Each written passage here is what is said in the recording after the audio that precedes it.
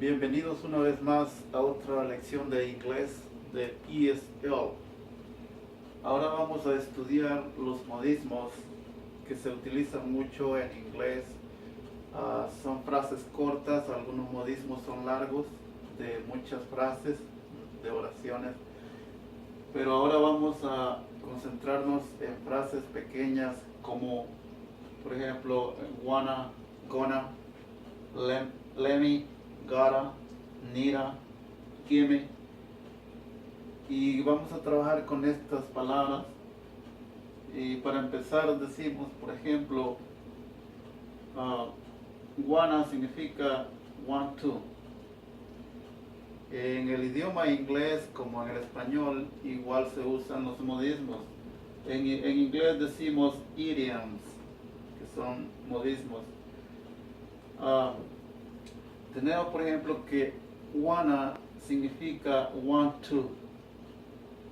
No decimos want to ya cuando estamos hablando y decimos wanna, gonna, going to, let me, gotta, got to, needa, need to, gimme, give me.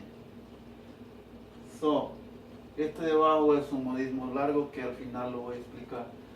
Ok, por ejemplo, cuando decimos, queremos usar el want to, ya hablando, podemos decir I wanna go fishing, quiero ir de pesca, quiero ir a pescar, pero solo decimos I wanna go. No decimos, a veces, no podemos, sí decimos de las dos formas. La forma normal es esta, want to. Y digámoslo así, una forma informal sería I wanna. Pero es correcto decirlo porque ambos se usan en la misma forma. Por eso decimos I wanna go fishing. Tenemos también gonna, que significa going to. Podemos decir you're gonna do it. You're gonna do it. Tú vas a hacerlo. Tenemos let me, que significa let me. Ejemplo, let me do it, please. Por ejemplo, cuando tu hijo te dice, papi, déjame hacer esto. Let me do it, please. Ok, así suena este. Let me do it, please. Ok. Pero podemos decir let me, como aquí. Let me do it, please. Ok, got to. Podemos decir I gotta go home now. I gotta go home now. También podemos decir I got to go home now, que es la forma correcta de decirlo, ¿verdad? Aunque este es válida también, I gotta go. Por decir, me tengo que ir a casa ahora. En el siguiente ejemplo, por ejemplo, tenemos needa, que significa need to. Y en el ejemplo diríamos, she need to come here. Ella necesita venir aquí. So, tenemos el siguiente que es gimme. Y la palabra es give me, dame.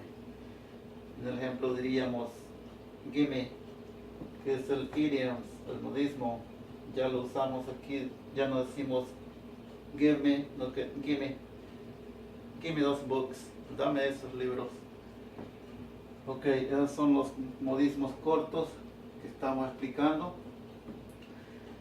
Pero hay modismos largos también de frases completas que se escribe de una forma, pero a veces nada tiene que ver con lo que está escrito, sino que significan otra cosa.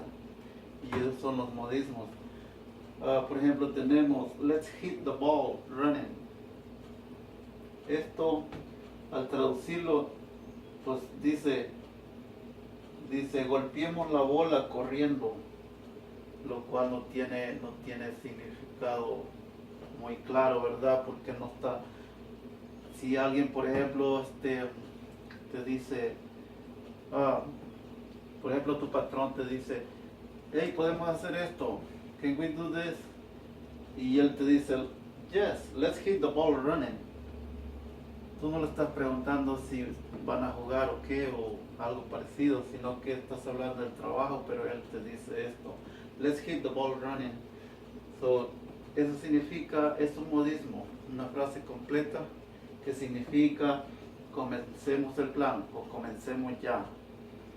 Así, y así hay muchos, cientos y cientos de idioms, los modismos de que se usan en la práctica en el inglés, y las dos formas son correctas de decirlo, en la forma normal, bien escrito, y en la forma informal.